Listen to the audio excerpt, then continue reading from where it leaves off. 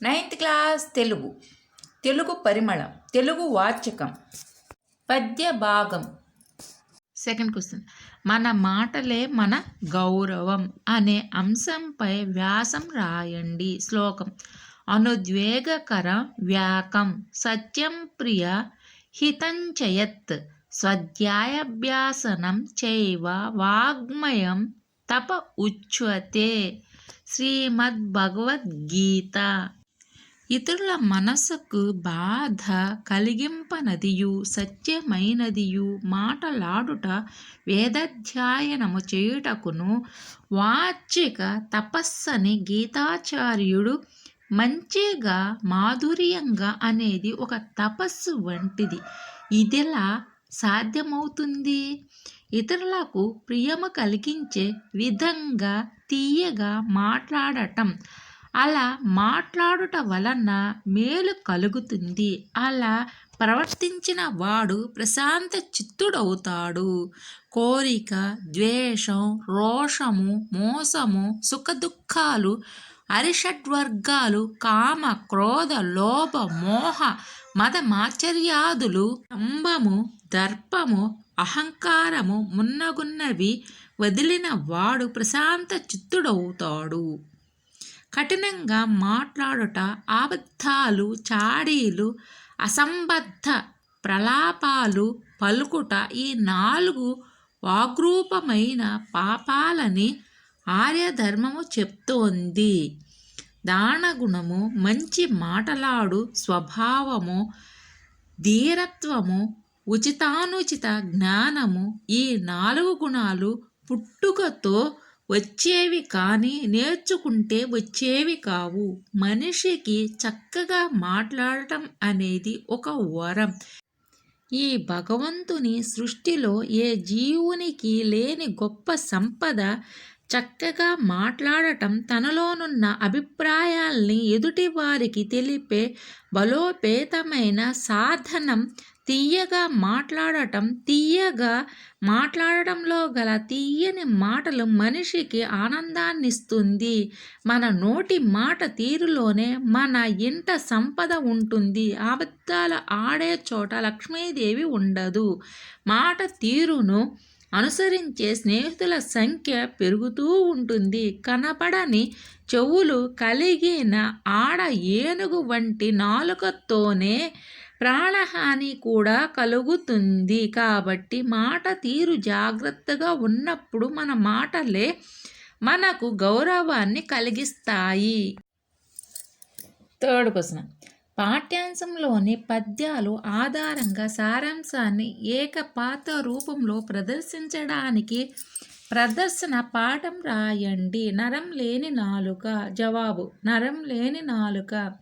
నేను నరం లేని నాలుకను. నేను ఇష్టం వచ్చిన రీతిగా మాట్లాడతాను. అలా ముందు వెనుక ఆలోచించకుండా మాట్లాడటం వల్ల పచ్చని కాపురాలలో చిచ్చు రేగుతుంది.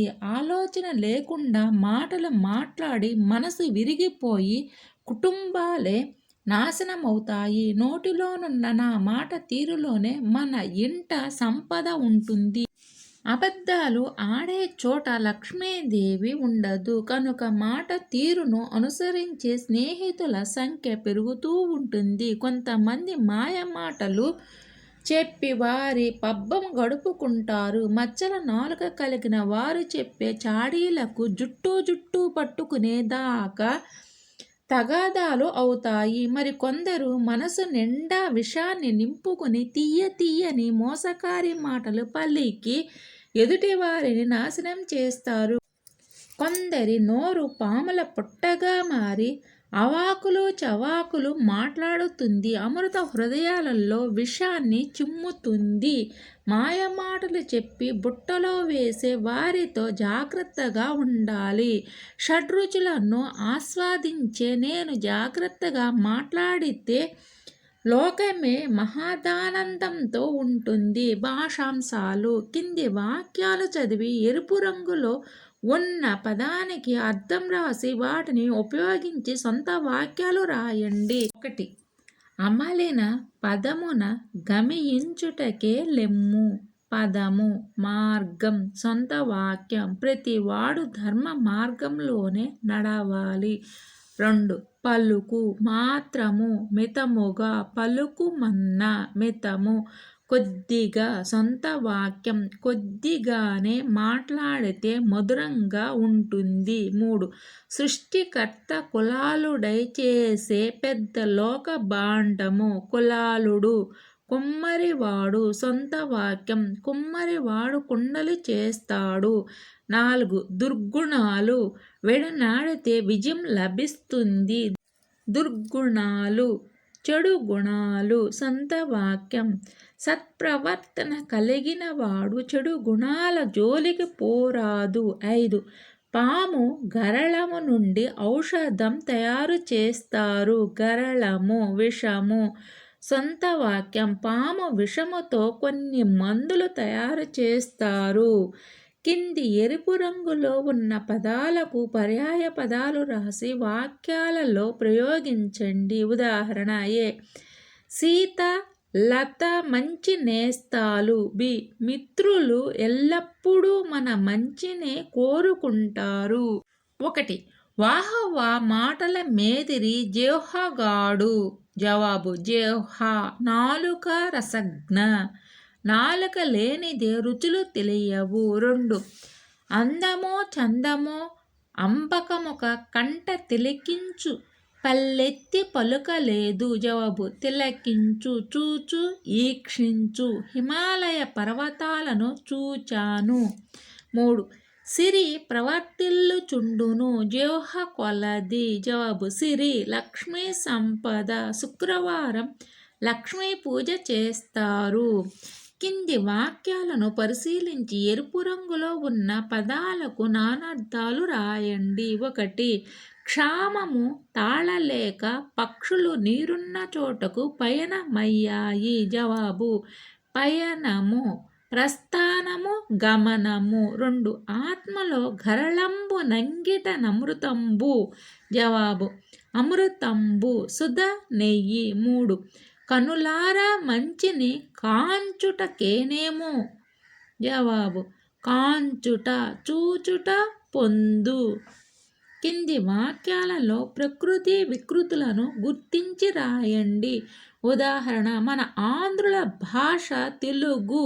ఇది దేశ భాషలలో మేటి. భాష, భాష. ప్రకృతి వికృతి. 1. విద్యార్థుల చేతుల్లో పుస్తకాలున్నాయి. ఆ పత్తములు జ్ఞాన భాండాగారాలు. జవాబు: పుస్తకాలు ప్రకృతి, పత్తములు వికృతి. 2. ఎంత దూరమైనా నడవాలి, దవ్వు అని ఆలోచించకూడదు. జవాబు: దూరము, దవ్వు. 3. హరివిల్లులో సప్తవర్ణాలు ఉంటాయి. ఆ వన్నెలు ప్రకృతికే శోభనిస్తాయి. జవాబు: వర్ణము, వన్నె. 4. ప్రతి ఎదలో దయ ఉండాలి, అప్పుడు హృదయమే దేవాలయం అవుతుంది. జవాబు: హృదయము ప్రకృతి, ఎద వికృతి. 5. ఆపదలో ఉన్న వారికి సాయం చేయాలి, ఆ సహాయమే మనకు పుణ్యమై రక్షణనిస్తుంది. జవాబు: సహాయము ప్రకృతి, సాయం వికృతి. కింది జాతీయాలను ఉదాహరణలతో వివరించండి. 1. కంకణం దాల్చు, చేతికి కడియాన్ని ధరించుట. ఆమె బంగారు కడియాలను చేతికి ధరించింది. మరొక అర్థం: వివాహాది కార్యములందు రక్షార్థము కంకణము దాల్చి కార్యము నెరవేరు వరకు నది విప్పారుగావున. కార్యము నెరవేర్చు శబదము పట్టుటకు కంకణము కట్టుకొనుట అను వ్యవహారము గలిగెను. 2. గిల్లి జోలబాడటం, మనిషి క్రింద మంట పెట్టి నెత్తిపైన నీళ్లు చల్లుట. ఎవరు చూడకుండా ఉన్న సమయంలో పృష్ఠం క్రింద గోళ్లతో గిచ్చుతాడు. 10 మంది చూస్తుండగా కళ్ళ నీళ్లు తుడుస్తాడు. 3. జుట్లు ముడి పెట్టడం, తగాదా పెట్టుట. కొంతమంది స్నేహితుల మధ్య తగాదాలు పెట్టి వినోదిస్తుంటారు. 4. వంట జీర్ణించుకోవడం. పూర్తిగా విషయాన్ని అవగాహన చేసుకోవడం. రాముడు ఎటువంటి సమస్యనైనను పూర్తిగా విషయాన్ని అవగాహన చేసుకుంటాడు. వ్యాకరణాంశాలు. సందులు. ద్విరుక్త టకార సంధి సూత్రము. 1. కురు, చిరు, కడు, నడు, నెడు శబ్దాలలోని రాడాలకు అచ్చు పరమైతే ద్విరుక్త టకారం ఆదేశంగా వస్తుంది. ఉదాహరణ: 1. కురు ప్లస్ ఉసురు, కుట్ ప్లస్ ఉసురు, కుట్టుసురు. 2. చిరు ప్లస్ ఎలుక, చిట్ ప్లస్ ఎలుక, చిట్టెలుక. 3. కడు ప్లస్ ఎదురు, కట్ ప్లస్ ఎదురు, కట్టెదురు. 4. నడు ప్లస్ ఇల్లు, నట్ ప్లస్ ఇల్లు, నట్టిల్లు. 5. నిడు ప్లస్ ఊరుపు, నిట్ ప్లస్ ఊరుపు, నిట్టూర్పు. సూత్రము 2. ఆమ్రేడితం పరమైనప్పుడు కడాదుల తొలి అచ్చు మీది వర్ణాలకు అందమైన ద్విరుక్త టకారం వస్తుంది. ఉదాహరణ: 1. పట్టపగలు, పగలు ప్లస్ పగలు. 2. కట్టకడ, కడ ప్లస్ కడ. 3. తుట్ట తుద, తుద ప్లస్ తుద. 4. మొట్టమొదట, మొదట ప్లస్ మొదట. 5. చిట్ట చివరి, చివర ప్లస్ చివర. ద్విరుక్తము అంటే ఒకే హల్లు 2 సార్లు వచ్చుట, హల్లు కింద అదే హల్లు వచ్చుట. దీనినే ద్విత్వాక్షరం అంటారు. కింది పదాలు విడదీసి సంధి పేరు తెలపండి. 1. రసనేంద్రియం, రసన ప్లస్ ఇంద్రియం, గుణసంధి. 2. పరస్పరానురాగం, పరస్పర ప్లస్ అనురాగం, సవర్ణ దీర్ఘ సంధి. 3. పరాధీనము, పర ప్లస్ ఆధీనము, సవర్ణ దీర్ఘ సంధి. 4. ఉరివి ఎల్ల, ఉరివి ప్లస్ ఎల్ల, ఎడాగమ సంధి. సమాసములు. కింది పదాలు చదవండి, విగ్రహవాక్యము తెలిపి ఏ సమాసమో రాయండి. 1. ప్రాణహాని, ప్రాణమునకు హాని షష్ఠీ తత్పురుష సమాసం. 2. అమృత హృదయాలు, అమృతము వంటి హృదయాలు ఉపమాన పూర్వపద కర్మధారయ సమాసం. 3. లోకభాండము, లోకమనెడు భాండము రూపక సమాసం. 4. జీతభత్యాలు, జీతమును భత్యమును ద్వంద్వ సమాసం. 5. చిత్తశుద్ధి, శుద్ధమైన చిత్తము విశేషణ ఉత్తరపద కర్మధారయ సమాసం. 6. మధుర పదార్థం, మధురమైన పదార్థం విశేషణ పూర్వపద కర్మధారయ సమాసం. 7. కురు వృద్ధులు, వృద్ధులైన కురువంశము వారు విశేషణ ఉత్తరపద కర్మధారయ సమాసం. 8. ధీరోదాత్తుడు, ధీరమైన ఉదాత్తుడు విశేషణ పూర్వపద కర్మధారయ సమాసం. 9th class Telugu. తెలుగు పరిమళం, తెలుగు వాచకం, పద్య భాగం. 7th లెసన్ మాట మహిమ. 9th క్లాస్ తెలుగు పరిమళం, తెలుగు వాచకం. ఫుల్ లెసన్స్ అయిపోయినాయి అమ్మ. తెలుగు ఉపవాచకం చెప్పుకుందాం. 9th క్లాసు చక్కగా నోట్స్ రాసుకుని చదువుకోండి. 9th క్లాస్ పిల్లలకు షేర్ చేయండి అమ్మ, లైక్ చేయండి. అలంకారాలు. వృత్యాను ప్రాసాలంకారం, భాషకు సౌందర్యాన్ని కలగజేసేవి అలంకారాలు. వృత్యాను ప్రాసాలంకారాన్ని గురించి తెలుసుకుందాం. లక్షణం. 1 గాని అంతకంటే ఎక్కువ గాని హల్లులు అనేక సార్లు వచ్చినట్లయితే అది వృత్యాను ప్రాసాలంకారం అవుతుంది. ఉదాహరణ: కటక చరత్కరేణు కరకంకిత సాలము సీత శైలమున్. దీనిలో కా హల్లు అనేక సార్లు తిరిగి వచ్చినందువలన ఇది వృత్యాను ప్రాసాలంకారం అవుతుంది. ఉదాహరణ: ఆ క్షణమున పక్షి వాహనుడు సాక్షాత్కరించి విపక్షులు రాక్షసులను శిక్షించెను. దీనిలో క్ష అను అక్షరం పలుమార్లు వచ్చుట వలన ఇది వృత్యాన ప్రాసలంకారం అవుతుంది. ఉదాహరణ: చిటపట చినుకులు టపటపమని పడుతున్న వేళ. దీనిలో ట అక్షరం పలుమార్లు వచ్చుట వలన ఇది వృత్యాన ప్రాసలంకారం అవుతుంది. ఉదాహరణ: చిటపట చినుకులు టపటపమని పడుతున్న వేళ. దీనిలో ట అక్షరం పలుమార్లు వచ్చుట వలన ఇది వృత్యాన ప్రాసలంకారం అవుతుంది. కింది ఉదాహరణలలో అలంకారాన్ని గుర్తించండి. 1. మందార మకరంద మాధుర్యమునదేలు మధుపొమ్ము పోవునే మదనములకు. జవాబు: ఈ వాక్యంలో మా అనేక సార్లు తిరిగి తిరిగి వచ్చినందువలన ఇది వృత్యాను ప్రాసలంకారం అయ్యింది. 2. అడిగెదనని కడువిడి జను నడిగిన ధను మగడు నుడవడని నడయుడుగన్. జవాబు: ఈ వాక్యంలో డాకారము అనేక సార్లు తిరిగి తిరిగి వచ్చినందువలన ఇది వృత్యాన ప్రాసలంకారం అయ్యింది. 3. దక్ష ద్వార శిక్ష దీక్ష దక్ష విరూపాక్ష నీ కృపా వీక్షణాపేక్షిత ప్రతీక్ష అనుపేక్ష సేయక. జవాబు: ఈ వాక్యంలో క్షకారము అను హల్లు పలుమార్లు వచ్చుట వలన ఇది వృత్యాన ప్రాసలంకారం అయ్యింది. ఛందస్సు. కింది ఉత్పలమాల పద్య లక్షణాలను పరిశీలించండి. ఎక్కడి మంత్ర తంత్రముల వెక్కడి చక్రము లేడ పాచికల్. ఒక గురువు, 2 లఘువులు. భగణం. ఒక గురువు, ఒక లఘువు, ఒక గురువు.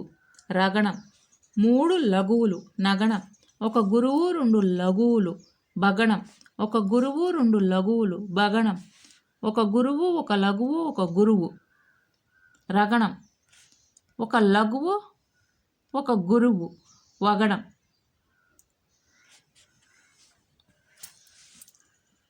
సమన్వయం. 1. భరణ భభరవ అనే గణాలు వచ్చాయి. 2. పాదము మొదటి అక్షరం ఏకి, 10వ అక్షరం వేలో ఉన్న ఏకి యతి చెల్లింది. 3. ప్రాస నియమం కలదు. 4. ప్రతి పాదానికి 20 అక్షరాలు ఉన్నాయి. కింది పద్య పాదాలకు గణ విభజన చేసి లక్షణ సమన్వయం రాయండి. 1. చక్కని కన్యకామణికి జక్కని వాడగు ప్రాణనాథుడన్. 2. ఎక్కడ నుండి రాక ఎటకెల్లరు నున్ సుక్కులే కదా యశో. 3. ఏ మహానీయ సిద్ధి కొరకి బ్రతుకున్ ముడి వెట్టుకుంటినో. 4. చారుని సీథిని విమల సాంద్ర సుధాకర భాతి రోదసి. First, second, third, fourth,